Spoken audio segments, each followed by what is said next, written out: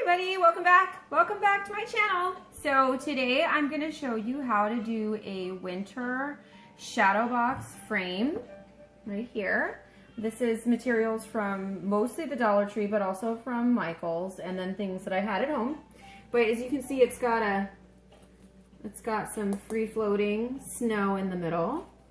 And then it's got a picture that I just printed out from my computer and some little confetti snowflakes and then some buffalo snow inside. This one I actually had already printed out the white words before I decided to put the white snow inside. So I know it's a little bit difficult to say, but it says, baby, it's cold outside. So I'm going to show you how to make that today. So let's first go over the materials, and I'm just going to get this out of the way. So the first thing you're going to need is you're going to need 2 frames. This is going to give you the depth in the inside so that you can put some stuff in there. I'm just getting mine from the Dollar Tree. You can get them from Michael's, you can get them from, Hobby Lobby, you can get them from old pictures that you don't use anymore. It is better if you have 2 frames that are exactly the same, because then when you stack them, they're going to stack together and glue together a lot easier. So I really suggest that you get 2 frames that are exactly the same, even not just the same size, but the exact same frames. Okay, the thicker that the frames are in terms of depth, in other words, the more height they have, the more room you're going to have inside to put stuff in. So say you wanted to hang jingle bells from ribbon, you may have seen people do that. You're not going to want something super thin like this, because then there's not going to be enough room for those jingle bells to actually dangle. The frames aren't going to come together with something this thin. As opposed to, like this one I showed before, you can see from the side, these are fairly thick frames. So when you put them, and you're going to put them front to front, you've got a lot more space in there than you will with these thinner frames. Okay. So the first thing you're going to do is with your first, I'm sorry, hold on a minute guys. Let me go over just the materials that you're going to need. So you're going to need your 2 frames. You're going to need your wine. And today I'm having a Ramazzotti Sangiovese, which is from Dry Creek. I know you don't care about the wine, some of you, but some of you do, and I do, and it helps me get through. So this is a really nice wine. Sangiovese can be really bold and really harsh, or really good and really perfect. So if it's done well, it's really good. And I had it for the first time on my first anniversary 23 years ago. So I highly recommend you try them. Anyway. So, always time for wine, and that's why we buy the Dollar Tree stuff, because then we can afford good wine. Alright, so you got your 2 frames. You're going to need some cardstock for the back, just to make some nice feel for it. You're going to need some painter pens. That's what you're going to use for painting the words onto the frame. Okay, you're going to need E6000 glue. This costs, for this decent sized tube, about $5. You can get it at Walmart. You can get it at Michael's, and you can always use your coupons at Michael's and get it for like $2.50. You're going to need a pencil. You're going to need a nice pair of some kind of pliers, but small. Some tape just to tape your words on if you need to trace it. You don't necessarily need this if you're really good at freehanding. If you're good at freehanding, bless you, I'm not. Okay, so this is just a piece of sucker stick that I had a bunch laying around after I had made some stuff for a kid's party. And I go ahead and cut those down from a larger stick and use them to apply the glue. Very handy, and they're small enough to get into the small spaces on the frame. And then you're going to want just, preferably actually a longer one from this. For some reason I can't find my ruler, so I'm using this one. I recommend you get a 12-inch ruler. Okay, that'd be much better. And then you're going to want a craft knife or an X-Acto knife, nice sharp one. So take a look for that. The next thing you're going to absolutely need is a glue stick to glue down your picture and your paper. And you're going to need, obviously, a picture, right? Now, you could make your shadow box and just put the words on the front and have the depth and leave it. Well, obviously, the reason you're doing this is because you want to put stuff in it, right? You want to make it something special. So, I'm putting snow in these. I'm making, obviously, a whole display out of family fun at the snow. So that's what I'm doing. I think it's going to be a lot of fun. I used the buffalo snow for the first one that you saw, and that's the snow flurries. Here's the problem with this. it really looks like snow. It's so pretty, but it's dusty. So I realized after I put it in that it's leaving dust all over the glass. So I'm not going to use this on the second one, but it is very pretty. So you have to make your decision what look that you want. So I'm going to try just this snow from the Dollar Tree. It's faux snow, and they have two different sizes. They have this larger size that's more the size of sort of like maybe a quarter bead, but it's really teeny tiny size. And then I got also from the Dollar Tree these foam balls. And the reason that I got these from there is they have teeny tiny ones this size. And even these for these thin frames are too big. But this foam is really easy to cut, and this leads me to the last thing. You don't need this unless you're doing a snow picture. But you can actually take these Dollar Tree styrofoam, or you can do the ones from Michael's too, and you can cut them down really easy. Just a nice sawing motion, and you're just gonna cut the piece you want. So easy. Boom.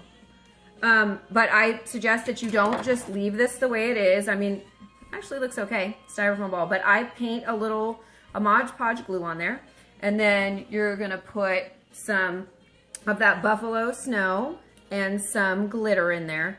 I know it's not in my, this is what you need stuff, but you may not be doing this. And then you just dip this in the snow, let it dry, makes it look a little prettier. Okay, but again, if you're not doing snow, you don't need that. Okay, let me wet my whistle and we'll move to the next step. Okay, so you're gonna take your first frame, you're gonna take your picture. Obviously this is an 8x10 frame, okay? So I didn't do a bigger picture, but the way that mine are done, because these were from mobile phone, I mean, all of our pictures are from mobile phone. I can't necessarily get it exactly to the 8x10 size without losing some of the detail that I wanted. So you're gonna cut this out. This was the size that I could get it where it was not too, you know, blurred up, and I got the detail that I wanted in because I wanted the snow there. And you're gonna cut it out. I have this might make you a little dizzy, so we're gonna turn. If you have one of these, it's great. If you can find one of these, it's great. This was a cheaper model, but this is a paper cutter. It's a slicer. They have ones that are on rollers. I don't know if those work. I used to work with kids, used to teach, so that's why I have this. But it has a ruler right here. I know you can't see it, but I can't cut backwards because you do mess up, but it has a ruler right here. So you actually see exactly what size it is. I'm gonna turn this back again. This is an X-Acto brand, by the way. But you put this in, it keeps your edge true, and it's gonna give you a perfectly straight cut every single time. So you always know it's gonna be straight. So that's why I like this. And I'm not gonna do this whole picture, that one I'm gonna do later. But I just wanted to show you that. You can absolutely do it with just a pair of scissors, okay? So that would be then another thing you need to add to your needs list, is you need to have a pair of scissors. I feel fortunate I have that, but if you don't, just cut it out with scissors. Okay, so then you're going to take your cardstock. You can use cardstock, you can use wrapping paper, although that is a lot harder to use unless you have a really good, hardy piece of wrapping paper, because, you know, it's so thin that when you glue them in, they're gonna wanna wave, and the cardstock won't do that. That's what makes this so great. Okay, so you're gonna take out the back. So you're gonna pull all this up. You're only gonna do this for the front frame. You don't need to take all this out for the back frame. Okay, look at this one though. See, this is what happens with Dollar Tree. It's not even in. That's okay, it doesn't matter. So you're gonna pull all this. I wish I had known actually that those were off for that. Then I would have done that for my bottom frame. Anyways, you're gonna pull all of these up. You're gonna take this portion out. And that way you're gonna be able to get to a little cardboard backing. You can also get to the picture that they have in there, you know, their sales picture. And that's what you're gonna use to just put right on top. You can trace around. That's great if you have just a pair of scissors, you're gonna get it exactly the size that you need it. I have this, so obviously I just cut it 8 to 10 on that, because it's an 8x10 photo. But this makes it easy to get it exactly the size it's gonna fit. You can also take out the glass and put that on there. You know the glass fits, and trace that and then cut it out. Okay, so you're gonna have your 8x10 photo or your 5x7. Now the next thing you have to do is you can just absolutely mount your picture and glue it with a glue stick right on top. I actually cut out the inside like matting, it's really not that big of a difference here because it's not like it's thicker so that you get that angle with a mat. So, you know, this one I cut out the hole. It was a little bit of an odd size picture and I just felt like I wanted to get it exactly where I wanted. But I think if you look at this picture, which is just placed right on top, I don't think it makes such a big difference that if you don't want to go through all the trouble, right, that you need to do that. Okay, but if you do want to do it, what you're going to do is you're going to go on the wrong side of your paper, of your cardstock, and you're going to draw your rectangle or square around your picture, and then you're going to use your ruler, and you're going to go in 1/4 of an inch all the way around, and then you're going to use your X-Acto knife and a straight edge, and you're going to cut your rectangle or square out. So you want about 1/4 of an inch lip, otherwise what's the point? What are you doing? So that you can cover the edge of that picture exactly where you want it. But you do want it to be as straight as possible, and you know, to be honest, this wasn't perfect, so I got a couple wonky places. Nobody's going to be looking at that closely. All right, so go ahead and mount that on the back frame. Since you're mounting this on the back frame, you don't need to actually do anything here. I had this frame had some issues, so I taped it in after I glued, but on the back frame, you don't really need to do that.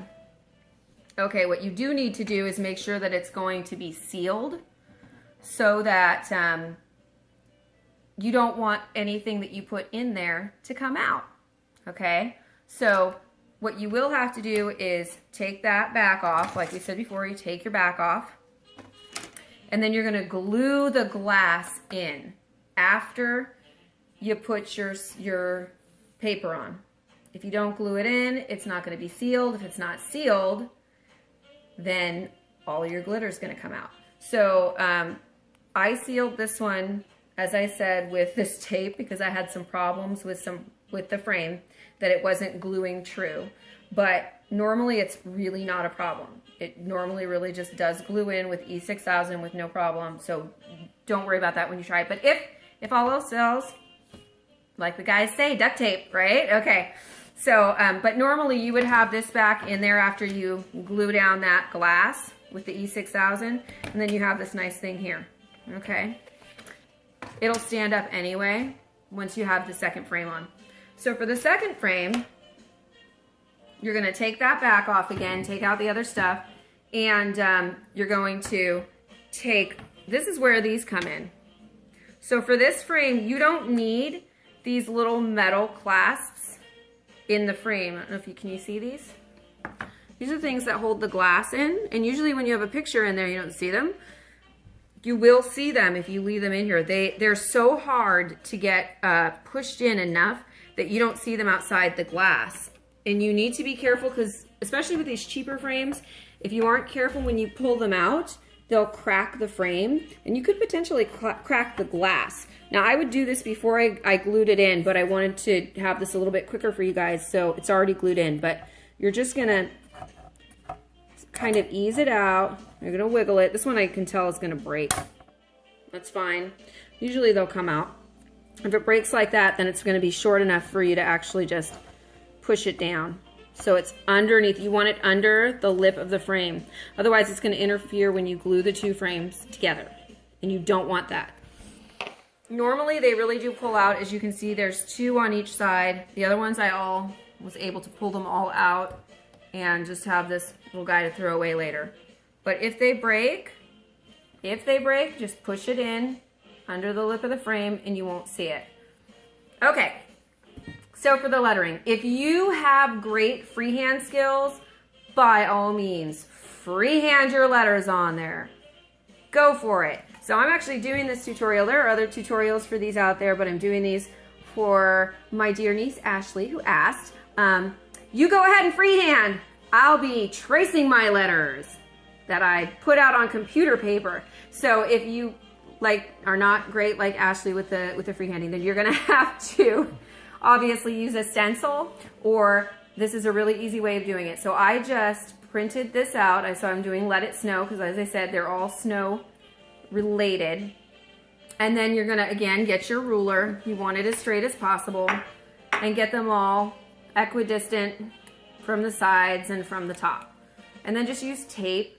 And I put tape on both sides of the words. I also tried to cut them pretty close to the ends of the letters on each side so that I knew I was getting them pretty centered.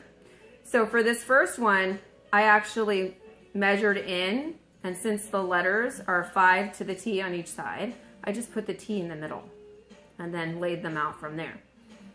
And so I just held the T there and then flicked the tape down. It's my special kind of sound effects.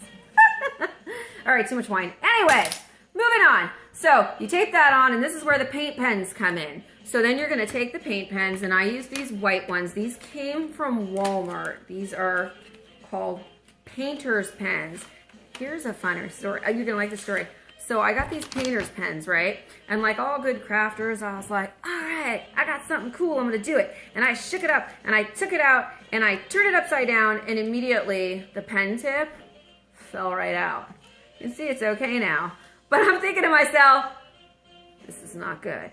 Anyway, if that happens to you, put it back in.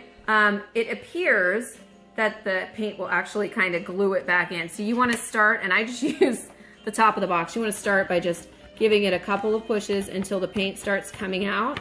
What you see it does, and then I just write on her to make sure it's coming out well. Yay, it is. Okay. And then you can just trace over your letters, right? And it comes out all perfect. You're like, yay, look what I did. All right. So that's all you need to do that. I did 2 coats of paint on these. Make sure it dries all the way. If you don't let it dry all the way before you do the second coat, then you're going to be picking the paint up with your pen when you go back over it. It's not good. Okay. That's what you're going to do this. So we have taken all of these little guys out. We have taken the glass out, and we've glued it in. How you do that with the E6000 is, this is great stuff, you know, you open it up, you use the cap to click it in. See, it's got a little poker. I don't know if you can see that, doesn't matter. We can all open glue, right? And you're gonna use this end of this stick to pick up, you squeeze, pick up the glue on a little ball, right?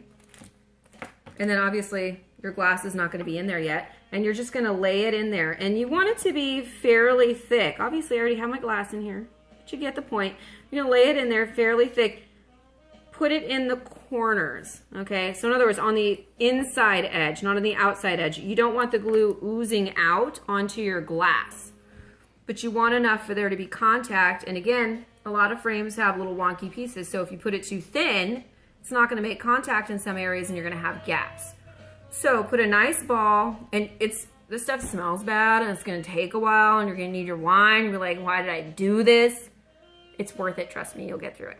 So, more glue, put it on, more glue, put it on, more glue, put it on, all the way around the frame. The nice thing about E6000 is that, unlike hot glue, it doesn't dry too quickly, which means that you can take the time to get that all in there and then press your glass in. This is not something, though, that goes really quickly because you have to wait for each thing. So you're gonna wait for that to dry before you go ahead and do the print and painting stuff. So once this is drying, you can go and print your letters and everything, pick your wine for your craft, you know, the important stuff. Okay, so once you have that done, then obviously you're just gonna peel off your paper.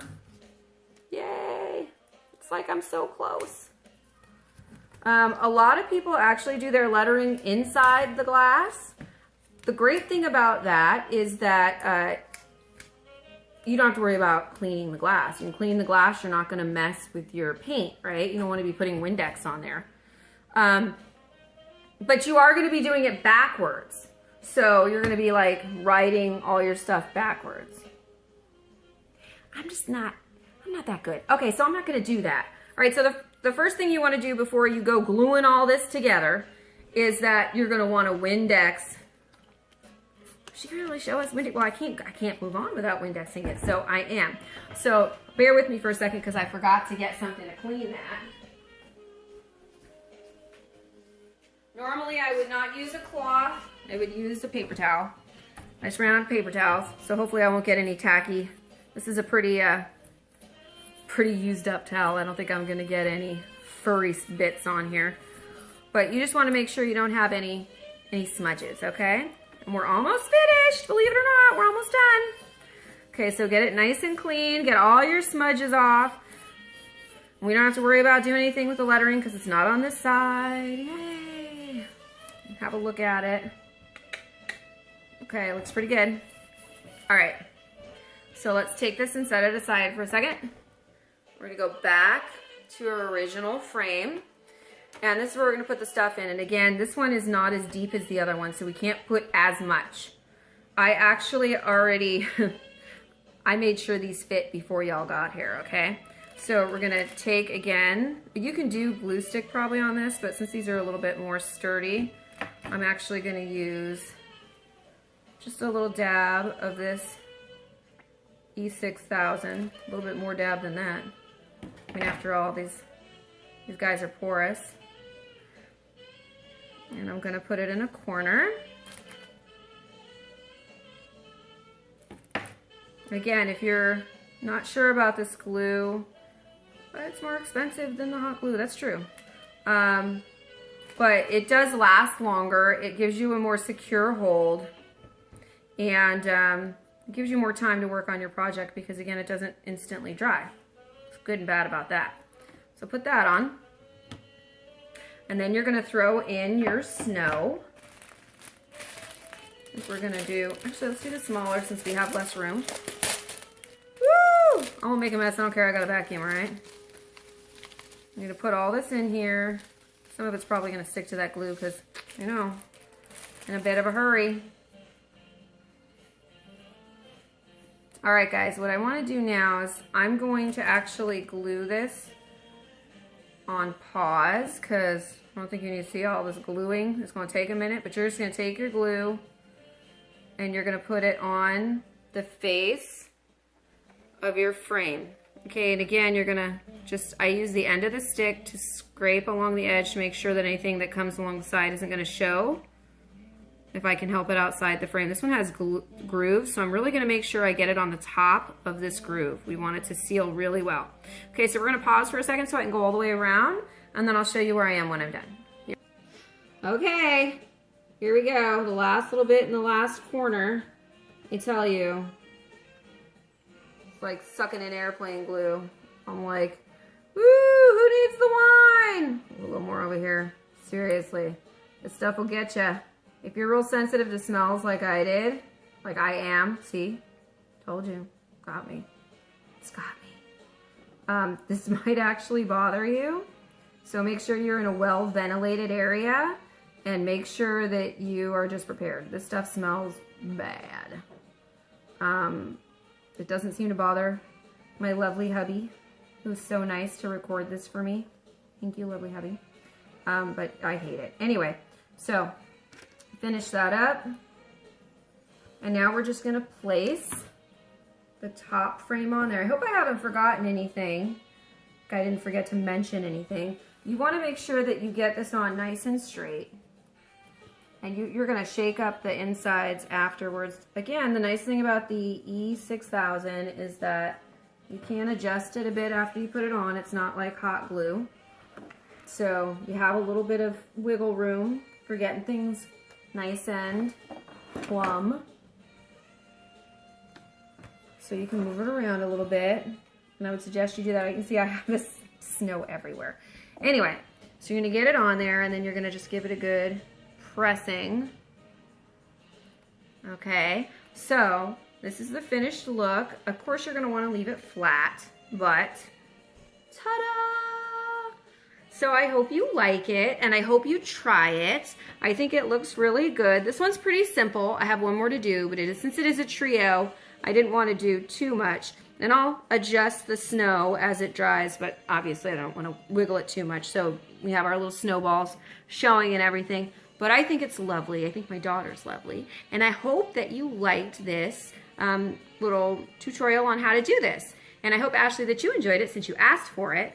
And I have another tutorial coming up probably next week on how to do a snowball candle holder, like a votive holder. So I hope that if you would like to see that, it's more winter themed, not just sort of Christmas or holidays, so anybody can use it. And it's really very pretty. I'm not going to show it to you yet. It's a surprise.